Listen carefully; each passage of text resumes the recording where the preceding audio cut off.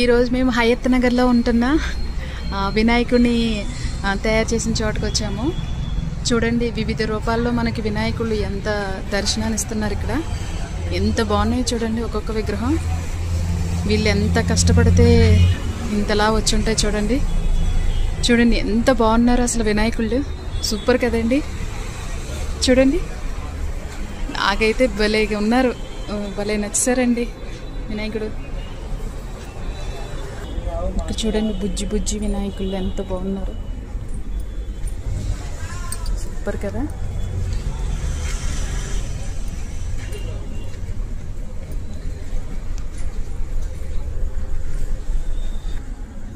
చూసారండి ఎంత బాగున్నాయో అసలు. పెద్ద విగ్రహాల నుంచి చిన్న విగ్రహాల దాకా వివిధ రూపాల్లో మన వినాయకుడు దర్శనం ఇస్తున్నాడు. బాబా ఎంత బాగున్నారోనండి.